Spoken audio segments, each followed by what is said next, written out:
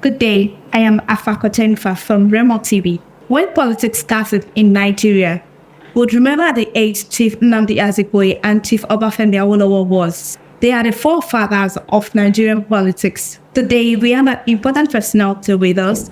He is an international youth ambassador of repute who was at a very young age of 17 being the spokesperson of the United Nations Youth Assembly. He is an aspirant for the post of president of the Federal Republic of Nigeria. Join me as I welcome Ambassador Abayomi Rotimi Mighty. Good day, sir. Good day. Can I meet you, sir? My name is Abayomi Rotimi Mighty. I am 39 years old and I am from Ogun State. Okay, just like I said earlier, you are running for the post of president of the Federal Republic of Nigeria. So, under which party are you campaigning from, sir? Yeah, well, presently I'm a member of the People's Democratic Party. Okay. But I am not an advocate of party politics. I am an advocate of politics of ideology. But for now, we're going to be plying our trade on the platform of the PDP. Well, that's right. So, sir, we are here to ask you a few questions. I hope you don't mind, sir. Feel free. Are you sure? Are you ready, sir? Of course, yeah. Okay. The first question, as a national youth leader of the Nigerian intervention movement, how do you plan to amplify the voices of Nigeria's youth in their presidential agenda? Yeah, well, it's me stepping forward to be president, which of course I will be, is a representation of the youth already, because me winning the election means the youth winning the election. So I've been a voice for young people since 1996. That's about 28 years ago now, when I was just 11 years old.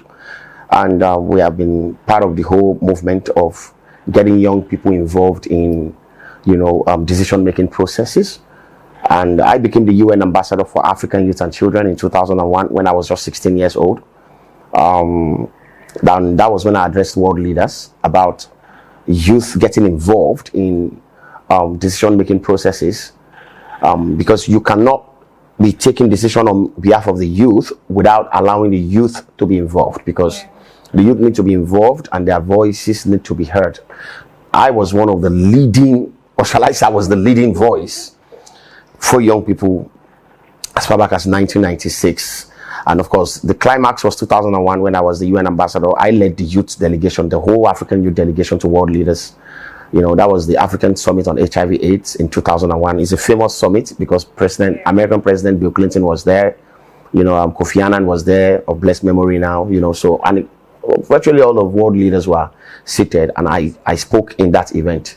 I spoke on the main day, and my speech played a major role in the Abuja Declaration document, and that's where we suggested that Ministry of Youth should be created, and in 2003 it was created. So I've been part of the formation of the new African structure. So I usually tell people that I am not so sure of Nigeria from 1960 to 1995, but from 1995 to 2000 of whatever we are now, and 2000 of whatever that we are going to be. I know I'm intentionally using that word. I am a major stakeholder. I am not a pushover when it comes to that. We've been part of the whole process of ensuring that we have a better society. So amplifying the voices of Nigerian youth itself is more like me coming out contesting. For me to even come out to contest, I don't think there can be anything more amplified than that. But how did you feel then? You mentioned age 17, age 16. Yeah. How did you feel? Yeah. Be a young man. Yeah, young boy, a boy. I was a little boy. How did you feel? Yeah, I think, it's interestingly, I have a beautiful story, and that will be told in my movie. My movie is coming out in 2025, and it's going to talk about my journey, because Nigerians are, going to be very excited about their next president. I'm going to be the next president, and I'm not bluffing, You've been in the game for so long. Yeah, that's one. My case is like the case of Sanwo-Olu when he came out. A lot of people were like, who is this guy? But it was during the governorship debate that he said, Hello, I've been here for long.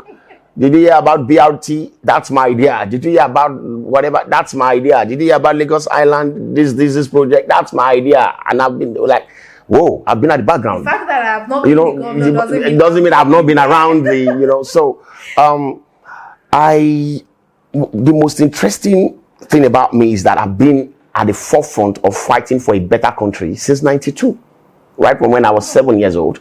I was part of the Babangida Must Go revolution. You know, I was 8 and I distributed Abiola's leaflet when I was 8 years old. And I remember my line. I would say, please, I'm 8 years old. I cannot vote, but please, you can vote. Go out and vote for Abiola. And I bought exercise book. I wrote vote Abiola of SDP for president. 1993, you know, I campaigned. You know, I was, you know, it will be told in my movie, you know, there are living witnesses. I'm still a young person, so there are living witnesses to how I lived my life. You know, yeah, you know, it's so when I became the UN ambassador, it was exciting, but for me, it was more of activism for me, because other than that, I would have left the country. You know, there are other young leaders who took advantage of the United Nations activities and left Nigeria. I traveled out of the country and I came back to my country. I remember my childhood friends asking me, "What did you come back to do?" And I was like, most especially in this Japa area. yeah, I'm even talking of, even, yeah, you know, the Japa syndrome had been there since the 70s, but it became prevalent in the 90s. And of course, it exploded in the early 2000s. And a lot of my friends were shocked. Why did you come back? Why did you come back to this country? And I was like, I have a line, a very popular line. If my friends were here, they would join me to say it. We die here. You know, like, we die here. So if I am not part of those that will fix this country, who will fix it? So I just cannot live outside Nigeria for more than a month. By the time I spend a month, I get frustrated. I want to go home. You know, I like the shouts, the buzz, the halls. You know, everything about the country is exciting. It's home for me. And that's why, despite the fact that I had opportunity to have another citizenship of 1 or 2 other countries, I chose not to. I have just one country I came to. And if I have to choose again, the next life, it's going to be this country. However, I'll tell you an interesting story that happened when I was 12 years old. I gave a speech in October 1st, 1997. I was 12 years old. My speech was titled Youth Inclusion in Decision Making, the Panacea for African Development in 21st Century. I was 12 years old. 12 years old. That's yes. a very long time ago. Yes, and as a public speaker, I took interest in policy analysis and personal development. So, and it was strange because people would say, most public speakers will go for motivation, you can do it, you can get better. I was more interested in how people can put up a document that can transform people's lives. Because by a single document, you can change people's lives. The man that is at the helms of affairs right now, that we don't even seem to understand what he's doing at the moment, you know, and he had shown us the sign during campaign, but a lot of people didn't get it. Now we are in a bulaba situation. So if you look at the situation, you would see that it's one policy blunder to another policy blunder to another policy blunder. And it's just getting worse and worse. And what does that mean?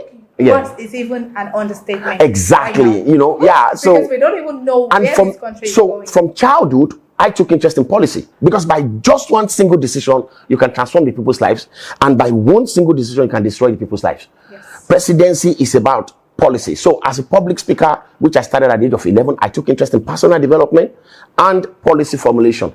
Personal development in the aspect of there are so many things you have to put in you if you want to lead publicly.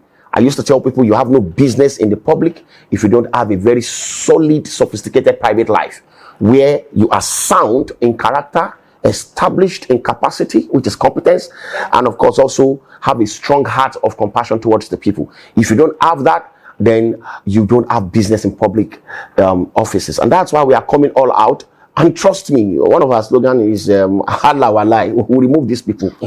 We'll remove them. It's not that. No capping. So he's being confident. No. Allah Walai. That man is going. There is only one place all these politicians are going. They're going down. There's no two way to that. Politicians. Yes, absolutely. Yes. I can tell you more about that if you're interested. Yeah, you know, I'm very much interested. Yeah, I'm being called you're a politician, and they're like, oh, you these politicians. I say, well, hold on, I'm a politician, yeah, but you need to understand that there are politicians and there are politicians. The Yoruba word for it is polyolesians, you know, and the outside is polybarawosians, you know what I mean? So, what about politicians?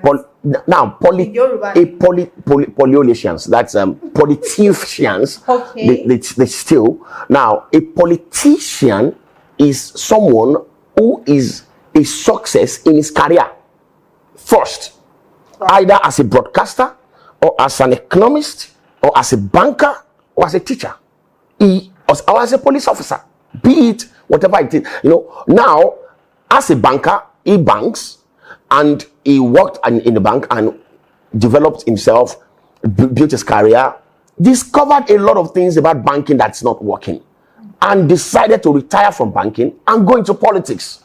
Maybe when he manages to become House of Rep member, he could effect one or two changes in banking sector that can better the lives of the people.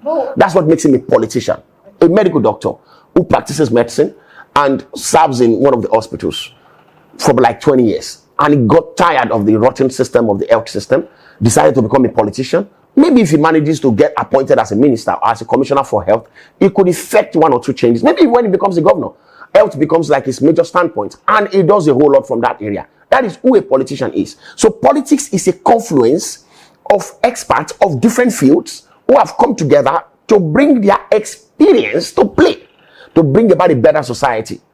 Not what we have now. Now, what we have on the other side are people who are called professional politicians, and they don't have anything doing. They don't have a job. All their lives, I was born in politics. I was born in politics, and they have nothing to offer. They don't even have a goal. No goal. They have no goal. The only goal is to take money, to take and keep taking and keep taking. And I keep saying this: we have to change them, and we will change them. I'm going to give you the indices, and it's just so clear around Kongaza. It's really a wonderful moment with you. So, on to the next question, yeah. Given your experience as a youth ambassador to the United Nations, what is your vision for Nigeria's role on the global stage, particularly concerning youth empowerment and human rights? Yeah, well, you see, right now, when I become president, my target now is to get people to eat. People need to eat. Our man said, let the people breathe. And he ended up choking us. But I'm saying, let our people eat. So for me, before we even talk of global whatever, global should first wait. You know, I think this your own statement. Let the people eat. You know, it's coming more like you see. Yeah, because I'll quote Donald Trump. He said America first. So he said he's not interested in any international engagement right now. He's focused on Americans. When I become president of Nigeria, I'm more concerned about Nigerians, and they should first eat. After that, we should secure their survival. After that, we should secure their sustenance. No, we're going to crash that. We're going to crash that. I don't want to go into specifics because these guys are very desperate. If I go into specifics, they will know what we plan to do. They may even end up doing it. And but we know it's not from them and it's not within them. We'll definitely crash. I will crash the price of food in less than 3 weeks as president. Good. It's not rocket science. It's not rocket science. These guys are just wicked. It's not rocket science. It's really shocking. Like, it's frustrating. You can't even have 100,000 in Nigeria at this moment, and you feel like it's as good as having 100 naira. It's not. It's even 100,000 naira is useless. You know, we the rich who manage to become wealthy the right way. We know what we go through in terms of what we give out. I know how much I give out on a daily basis. It's huge. It's huge in a country that works. And it's because you have the people at act. Yeah, absolutely. Other than that, I'll just shut the door. People like you who doesn't care about people. I works for my. Yeah, but I came from a below poverty, background. One of my poems, I said there was no tomorrow, there was no need to try. Poverty was my lifestyle. There was no need to cry. So when I saw people crying, I wondered why. Because what I saw and smiled was what they saw and wanted to die. That was the kind of background I came from. So looking back, and I just became extremely wealthy recently. I became a billionaire less than a year ago. So it's not. I haven't been a billionaire for more than a year, but I've been a multi-millionaire for more than 20 years.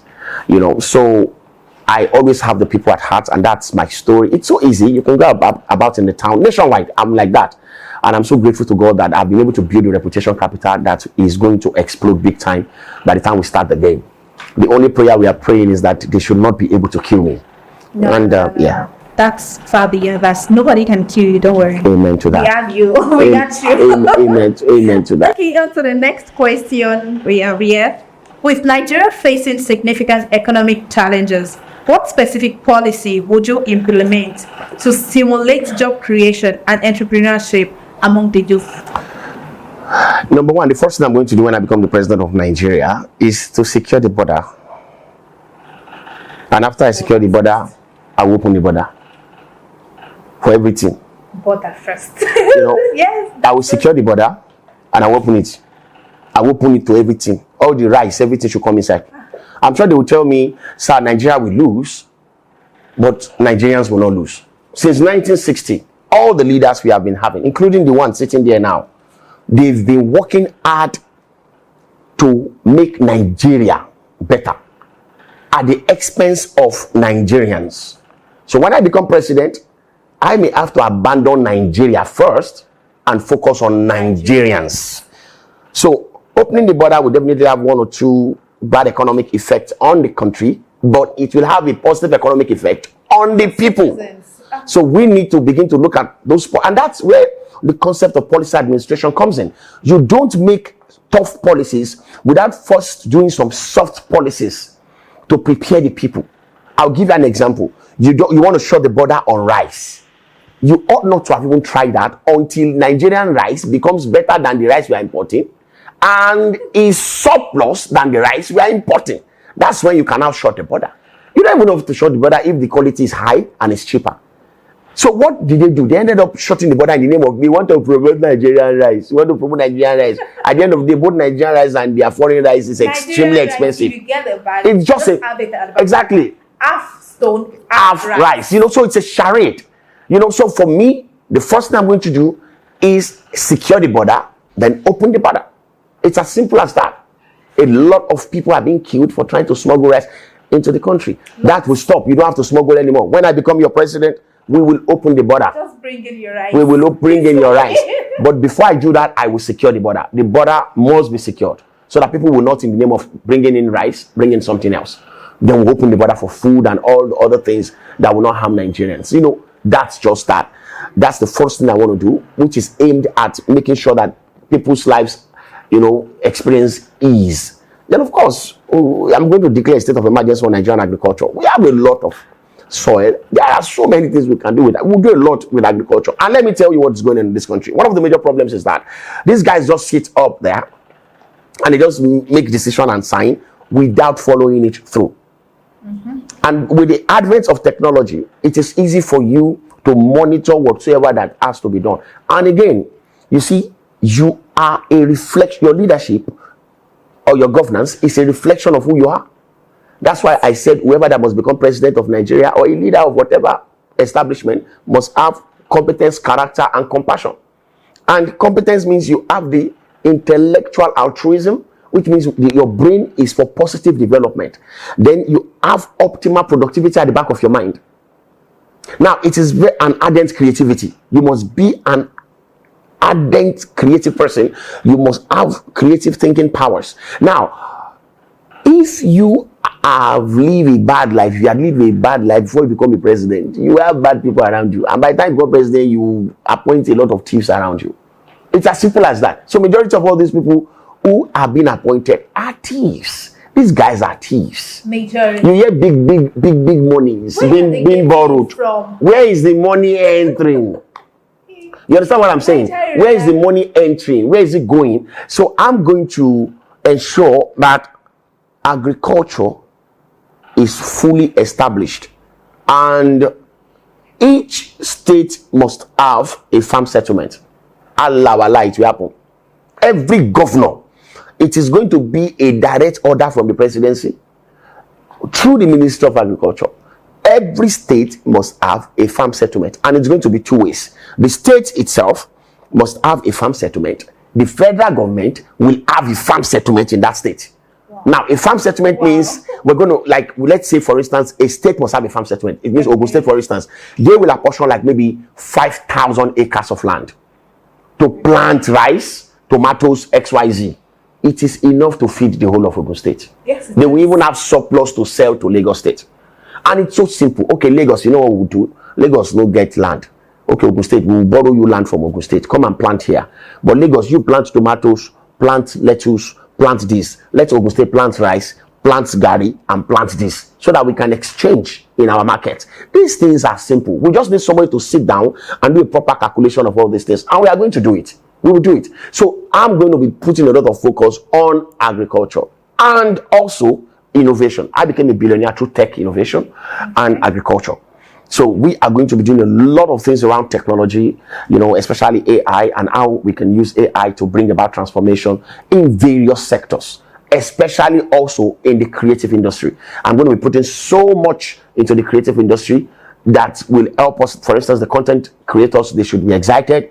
They need to be, you know, paid better than they are being paid by the social media platforms. We are going to be doing something that, imagine having our own social media platform. Nigeria is so big that we don't need to even be on some of these social media platforms. So they can try their best to stop me. When I become president, we are going to look into that direction. Nigerian content creators must be paid what they deserve. They deserve, and they are you know, really trying. I will come up with some policies. Hey, listen YouTube, listen Facebook, listen XYZ, whatever, whoever they are, mentioning their name so that they can try to stop me if they want to. You know, so if you are not paying because I do travel out of the country and I know how much they pay these guys out there. So a content creator, what he earns on 1 million views in America is far higher than what a Nigerian content creator earns, all because your VPN says that you are in Nigeria. So we are going to stop all these things. You don't try that. If you know Facebook, if you are paying an American XYZ dollar, maybe $2,000 at 10 million views, and you are paying my Nigerian a Nigerian counterpart $200, if you cannot pay exactly $2,000, then get out of Nigeria. Get out. So I'm sure they don't want to risk that. And they don't want to risk that. Nigeria is one of the biggest contributors to the successes of all these so-called social media platforms. But they always shortchange us. But Nigerians don't have a choice. Despite that, look at the greatness we have achieved. I give it to Nigerian youth. That's why I said all our life we're going to get there. So when I become president, we are going to be looking in that direction. They're not going to cheat my people again. If you're a content creator, you should be paid for what you are creating. Copyright is going to become so strong. You will become successful because you're smart. A country should be built in such a way that even if you don't know anybody, so long you are smart and you have a bright idea, you can become successful. I'm also going to work on the bank. There's going to be a lot of banking reforms where we are going to, and I'm going to explain to you how that works. There's going to be a creative department that look into ideas being generated by young people who have dreams to achieve business success. Now, we are going to ensure that we have young people who actually, we are going to have people who will sit at the bank and will check their ideas. Like in Nigeria, you cannot take an idea to a bank. It doesn't make any sense. Bank will tell you, oh, we love your idea.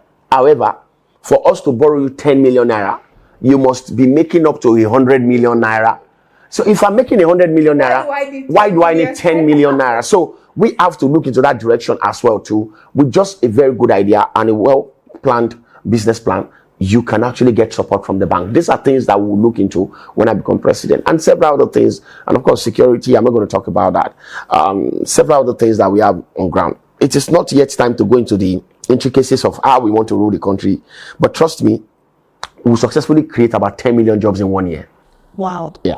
10 million jobs. Yes, in 1 year. Wow. I can see you've had everything mapped out already, and I really love that. Thank you very much. I'm loving your, though you've not become the president already, but I'm loving your administration already. Thank you so very I much. hope and I pray you get there. I thank you very much. I share to that. Yes.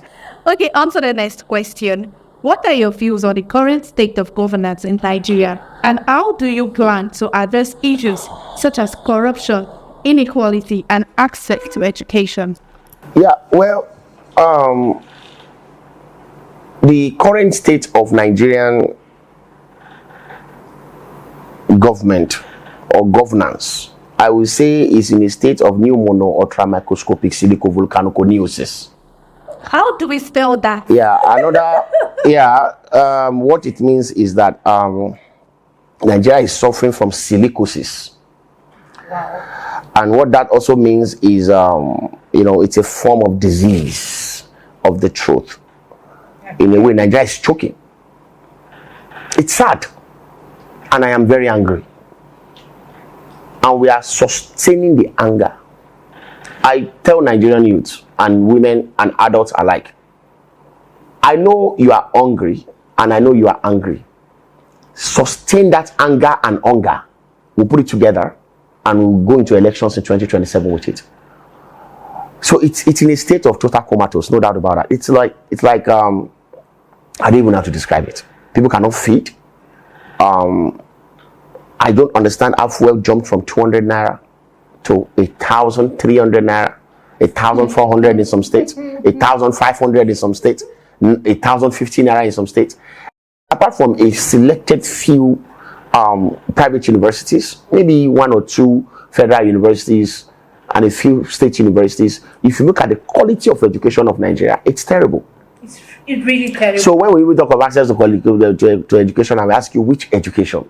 So we have to also look into that direction. Do you know what pains me at first? You will see children like 4 or 5 years going to school without feeding, without money. How do you expect? And you will sit in a classroom that is not even conducive, And you even see some of them sit on the floor. It is only in Nigeria you see a medical doctor smoking igbo. And you see an economist that cannot plan his personal economy.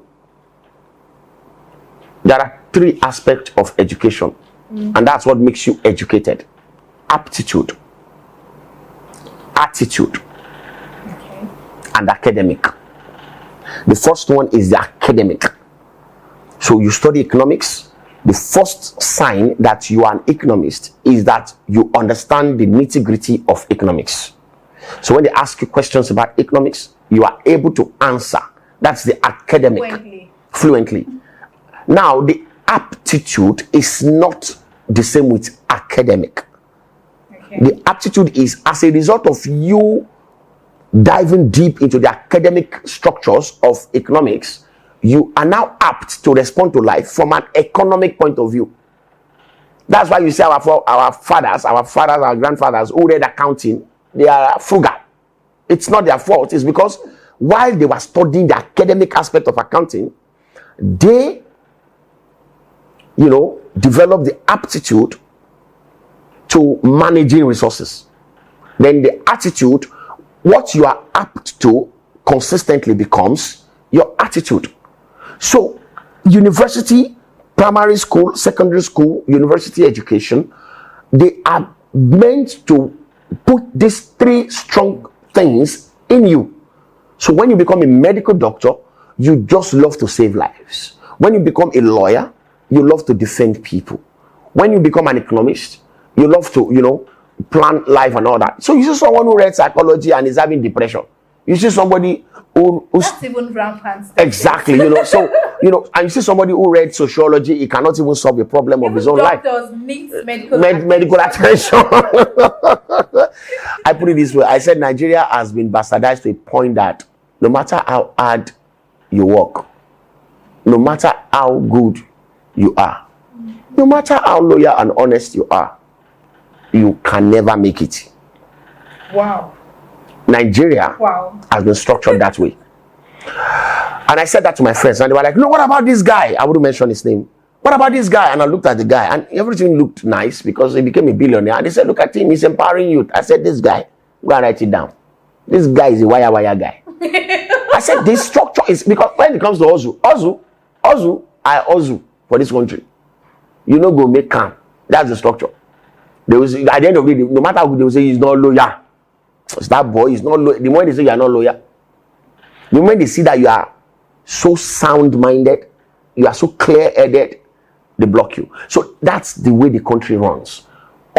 We made our money out of the country. There is nobody in this country that will beat his chest and say, I'm the one that made him rich. Nobody. I say it with all confidence. Thank God this is going to the air. They should watch it. And that's why they are very afraid of me. Because I have so much money now. Plenty money. They've tried to see whether it is illegal. So, Yabo, it's coming. We are bringing money. We will spend money penny for penny We will run the election. We have resources. We have the war chest. We will run the election, and we are not spending money to make money. No, I am to make the country better. To make the country better. I'm a lavish spender on people. I've been like that since 2001, all my life. I have the history.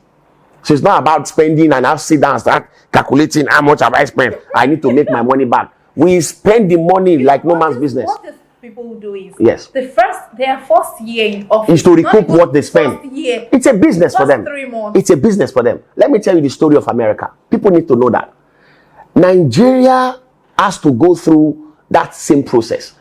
America became free because of a wealthy man. George Washington was wealthy, and he used his wealth, to sponsor the war against impunity, the British impunity. He was one financing, he was one buying guns. And when they finished the war, as usual, America went to his house and bowed down to him that run America. And he said, no, I didn't sponsor this whole thing so that you can give me the whole country. No, let us all sit down and plan how we are going to run our country. May God bless his soul wherever he is. That's exactly what a good leader should do. Not that when they now see that when they handed over America to him, he now took it to himself and all that. America would not have developed. Exactly. So that's the kind of mentality we are bringing here. We are going to spend our resources like no man's business. And when we do that, we'll be able to push our country forward, because for us, it's not a business, it's a mission. Okay, if we've been talking, and I know you enjoy everything you have been talking about, we still have more to talk about. Stay with us, don't go anywhere. We'll be right back.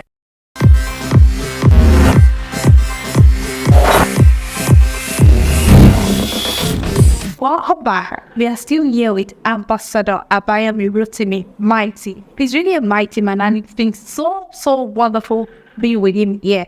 So, Ambassador Rotimi, can I call you that? Oh. Yeah, you can call me any of the three. Any of them. Maybe we should start from now. No, when I'm president, but you still call me. If you must call me president, you call me Mr. President. Oh, Mr. President. Yeah, that's cool. So, okay, this year, I have a question for you now. It's really a tough question. Are you ready for it? Are you sure?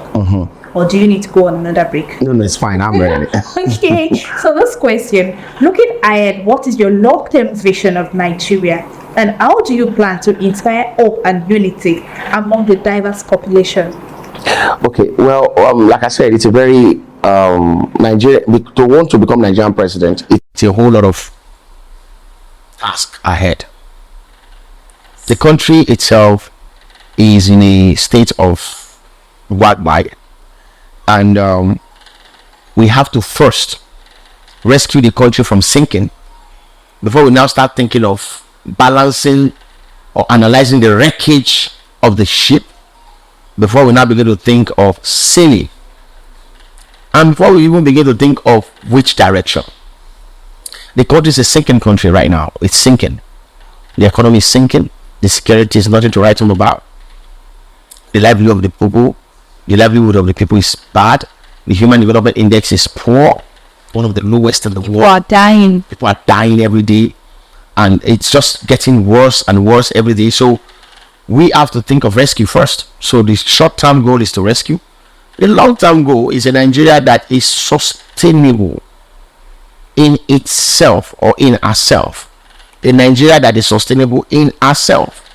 We have everything just like China. Nigeria can sustain itself.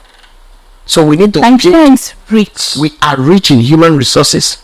We are rich in natural resources. We are rich in weather resources. Our weather is even the best. We have one of the best weathers in the world.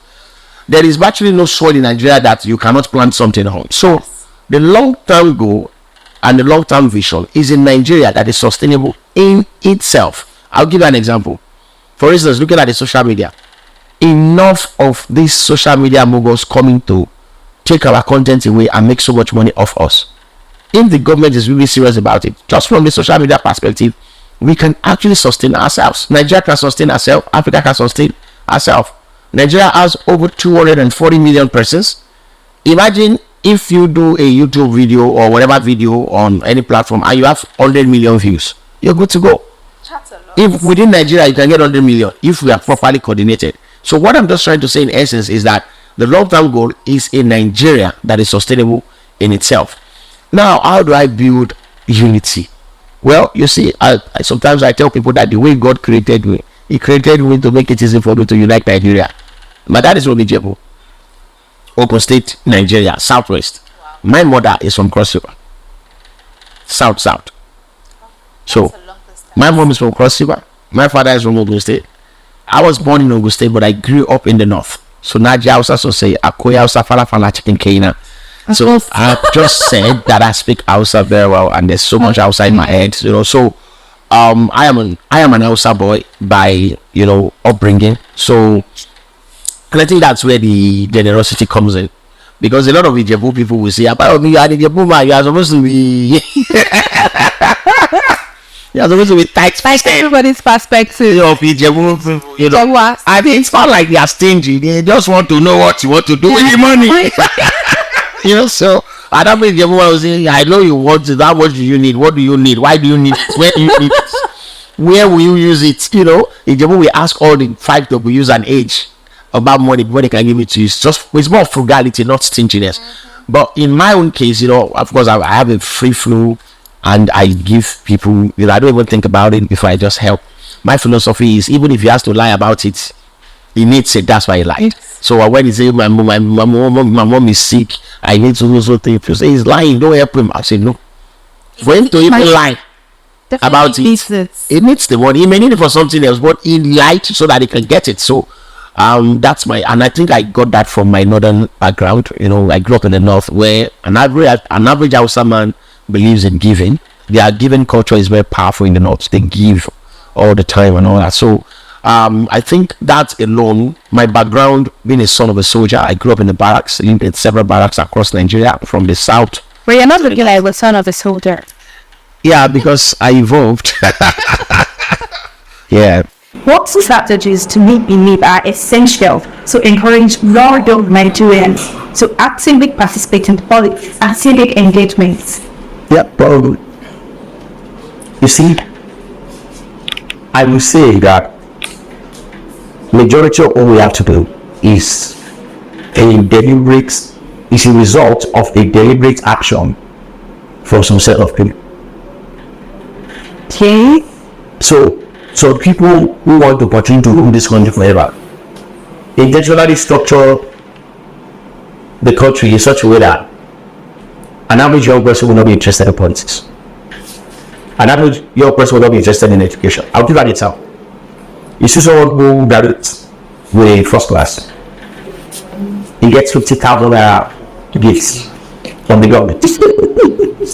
And he gets to be retained as a lecturer where he will be collecting useless salary for being a first class.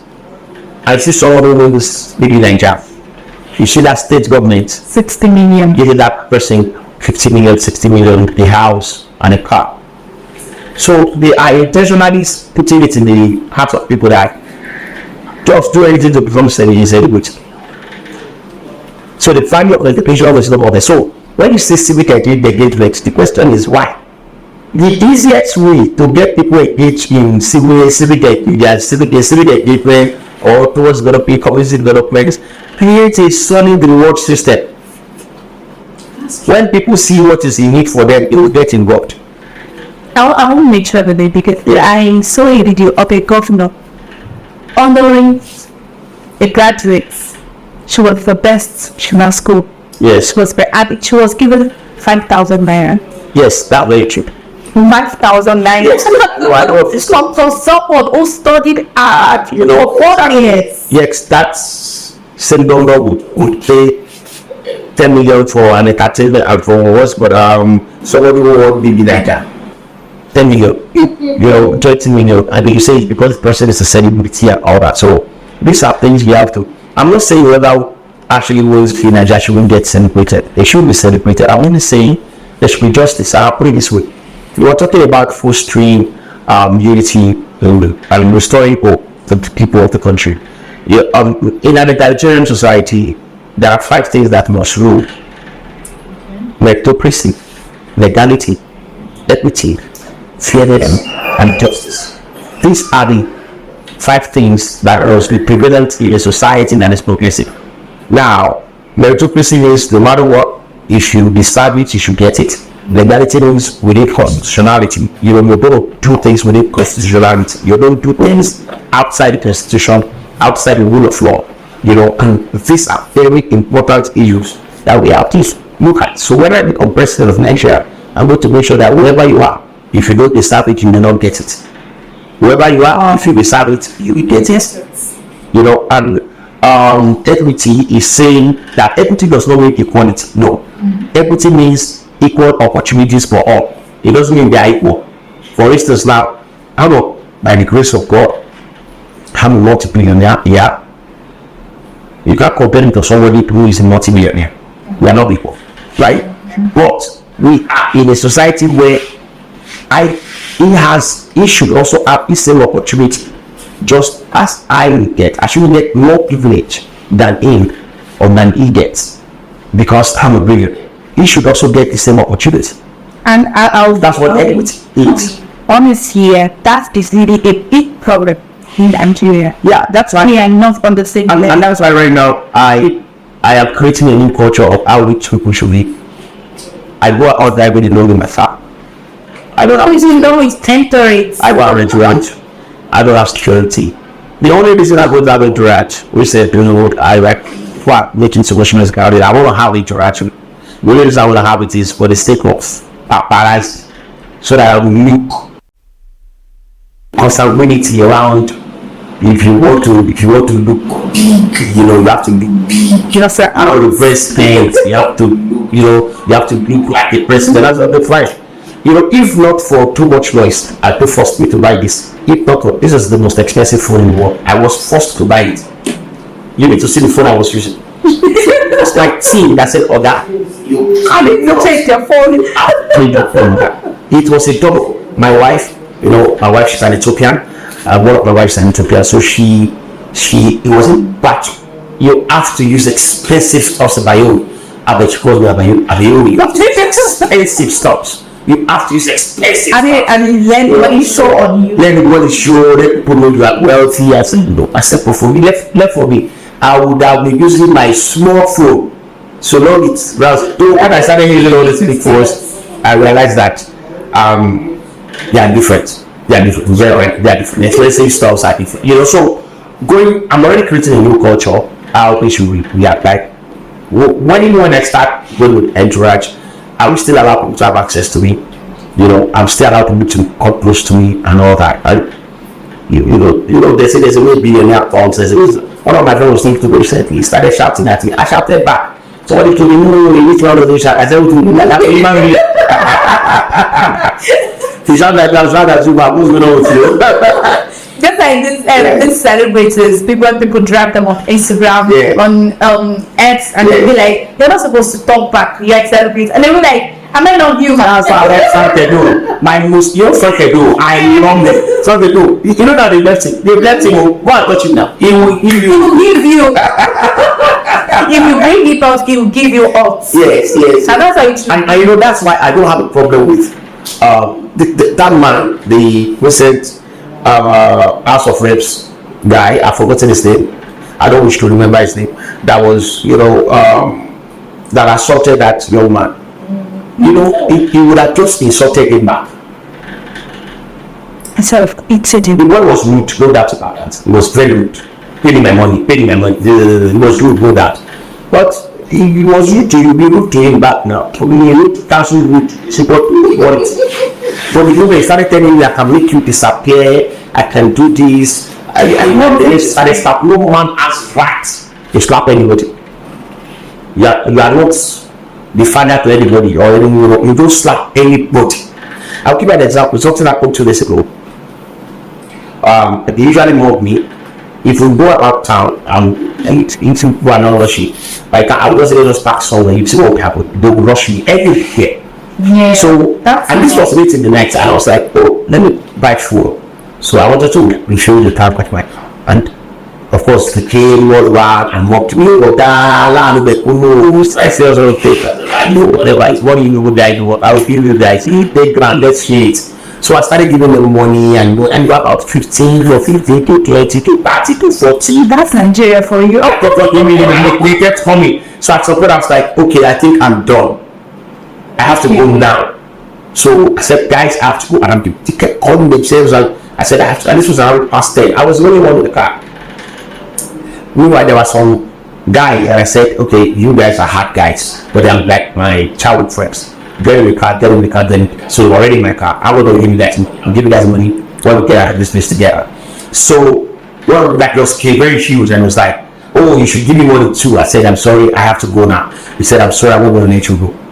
Of course, the street in me took over, and I was like, in Yoruba language, I was like, in Ijebu, why? In my own town, who are you? When I said, who are you? Almost 15 pesos. What are the pounds on it? I was like, no. Now, that's where the House of Rep never got it wrong. I said, no, please, don't touch it.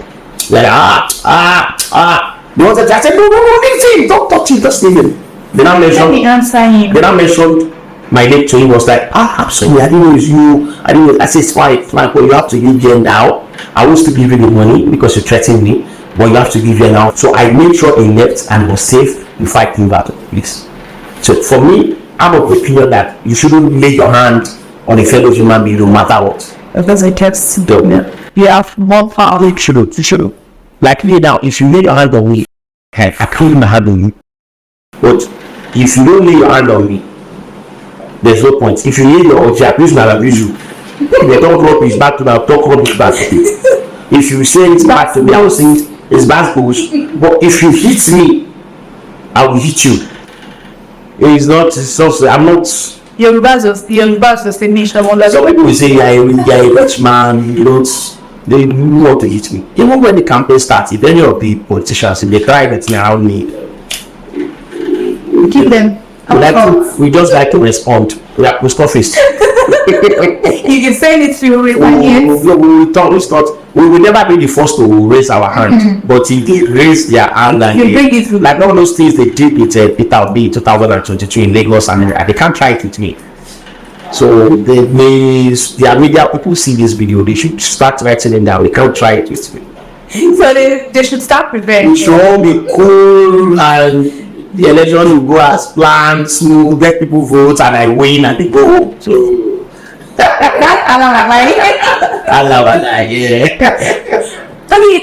do you know the thing? This picture was flying around. This picture will be about yes. So what's their relationship? Professor Nigerian. Professor Nigerian is the father of Africa. He's the father of Africa. With no doubt, he's our father. And he is the only redefined voice right now that's so strong across Africa. He talks about African development, African renaissance, and the renaissance of African values, African peace, African unity, African growth. You'll be shocked how much that man knows about every country of Africa. I've never seen anyone so passionate about Africa like Professor Nigerian, and we are so passionate. We are so passionate about him as well too. So he's like a father to me, and I learned a whole lot from him. I've been following him for so many years, but I just met him recently, and the relationship is extremely very cordial. I have the privilege to have eaten dinner in his house in Kenya. Was it the mistress? Oh, I was I cannot ugali. Yeah, I remember ugali. Yes, I had the privilege to eat ugali. It is one of the best Kenyan desserts, and it was really exciting. I love the fish part. I took more of the fish, and their soup is really very nice. So I had the privilege of meeting his wife, who's one of the greatest investment bankers in Africa. She's also a lawyer like him, and people, great people, wonderful people. I've learned so much from them. I'm still learning from him, and he was recently in Nigeria, but I missed him by Whisker when I attended the event. So, but I'll be seeing him in any moment. So we see all those, it's a flower. So Kenya is just in the backyard of Nigeria. So wow. I just popped out. Nigeria. And the last question I want to ask you now, because with the way you've been talking, you've been took confidence with the way just like they said the other time, they said everybody should just vote, I should become the president, and we should all be good. So why are you so confident? Like, when you're so confident, you have so much confidence that you'll be the next president of Nigeria. Yeah, well, I'll tell you why. I knew I was going to be president in 2027 in 1996. 2027. 1996. Yes. A long time. Yeah, that was when I knew I was going to be Nigerian president in 2027. So what took you so long? Yeah, I was young. I was 11 years old, and I knew I was going to be president in 2027. I deliberately have been living my life like a president. If you ask those who are close to me, I live my life like a president. That's why it's so difficult for me to get involved in corruption. And when my generation started Yahoo, I had everything and every reason to do Yahoo. I did it. My generation started wire. I had every reason to be part of it. I didn't, because I knew that I was going to be president. I've read every book you can think of. I've studied every document you can think of around presidency, around development, right policy. One of my most favorite books is Why Nations Fail, by Asamoah, and I've forgotten the Sparky's name, and they just won the Nobel Peace Prize for economics. That's one of my best books. I take a couple of books on development. So I am intentionally with myself. So I say that I am going to be the first intentional president of Nigeria. Majority of the guys, even this one I say, just look at this. And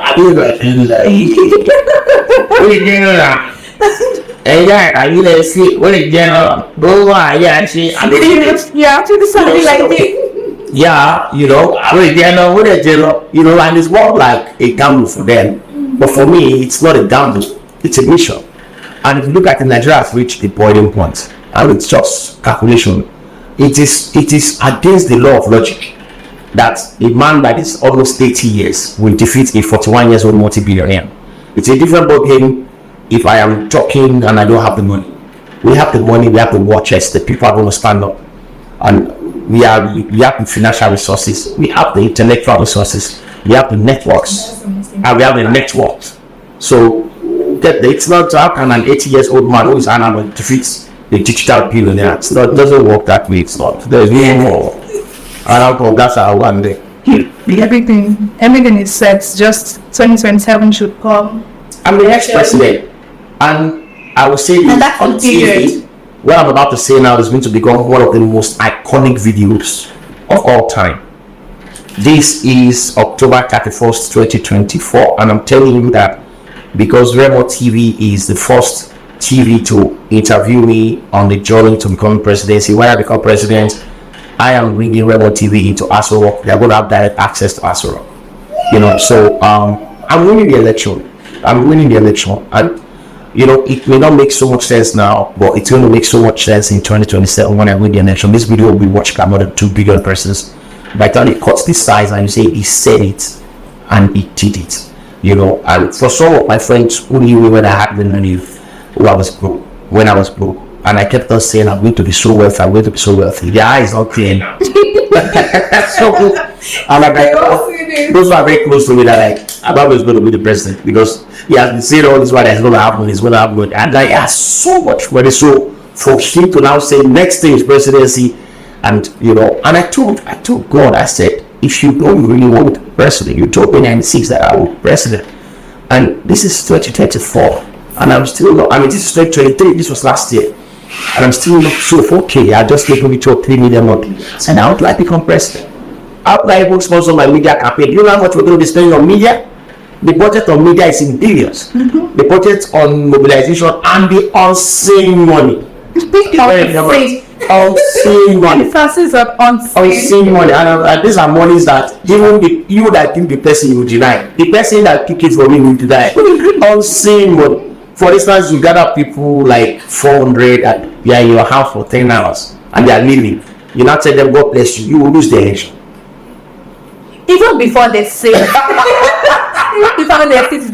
my God, brown envelopes, because people are hungry. So Nigeria will get to that point. Yeah, Nigeria will get to that point where people will go to your house out of their volition and they will leave. They will even donate. It will get to that. But for now, you cannot gather 500 persons. You must give them food, give them drinks, And when they are going, you must give them transport. If possible, pass it for them. If possible, pass it for them. You know, and all this is, by the time you begin to do all the calculation, my sister, it's a horror. And if I don't have that kind of money, I cannot even contest for governorship, not talk of president. So we are talking of 36 states against a man that knows how to spend money. So I told God, if you really want me to salvage the people of Nigeria and lead against these people who are monsters. They are monsters. Because the moment they see that my campaign is real, they will attempt on my life. And I'm not afraid. I'm not going to go down like Patrice Lumumba. His spirit is with me. I will not be treated like this should be. A spirit should be free and fair. The spirit of our ancestors and the mothers of Africa with me. Whoever that attempts to take my life will take his own life first. Get him back, keep hope. Yeah, so I am, to be very candid, occasionally I get scared. I get very scared. Occasionally. You know, like, these guys would come after you. But I know that the people are with me and the gods are with me. And the God of heaven is also with me. And I'm not afraid. I'm not afraid. And majority of them know me from top to bottom. They know me very well. And I am a Yoruba. Take the bad tell God, oh man, going. When a snail, you will hit the tree from the bottom, you will get to the top. And the resources are there, we can do it. And I used to say that if I want to get there to go and steal, I can't. It doesn't even make sense to go and steal which one. Even when I didn't have money, I had the opportunity to make money through politics. I rejected it. So now that I have plenty money, I now become president. I will now steal. We need people like if you are not a thief, you cannot be a thief. I was not a thief, so I cannot be a thief. If you weren't a thief, you cannot be a thief. I had an opportunity to make money in politics. I looked the other way. I was a president who loved Jonathan in 2015 elections. A lot of the money shared that people were arrested for, I was in the whole process. I rejected it. I would have been arrested. When you had the issue and everything, I worked with you one-on-one directly. And I knew how money was shared. And I knew what was accrued to me, which I rejected. As a user, as times on the post of a president in Nigeria. I'm not aspiring for the post of president of Nigeria. I'm waiting to be sworn in. Just want to not even election. No, there will be election, but we already know this person. In your mind. Real Madrid wants to play with him, but who will win? I'm Real Madrid. So, okay, let me jump into this. I was the president. Incoming president. Yes. Nigeria. What advice Nigeria for the youth? Yeah. People are just doing any period, like nobody is following it. Everyone is frustrated and they're just doing whatever. So what advice do you have for the youth? Yeah, well, I will first talk about the three poverty that we have in Nigeria. And I'll talk about this poverty. I was thinking there are three poverty. I will explain. The first poverty is the poverty of the pocket. The poverty of the pocket is you not having money to take care of yourself. You're not having money to pay for school fees. You're not having money to pay for children's bills and all that. As a result of that, it now becomes poverty of the mind. That's the second poverty of the mind, where people do things for money, not for passion anymore. Majority of the people that are doing stuff in Nigeria are doing it for the money. Only a few persons do it for a passion. Now, the third level of poverty is the poverty that almost all Nigerians have, including rich people, which is called poverty of hope. And that's exactly what I've said now, that Nigerians are just doing anyhow, because they don't even believe in the process anymore. Everybody's frustrated. So I have this to tell every Nigerian out there. My name is Abayomi. I am putting myself forward for the office of the President of the Federal Republic of Nigeria. And I'm so sure that myself and you can put our hands together to throw these politicians out of office and vote me into office, which is going to be that we are voting us into office. I'm a product of the people. I came from the people. I live in the midst of the people. And I understand the people. we can actually make this happen because our terms will count. If there's anything I can assure you Nigerians, your vote will not be wasted in 2027.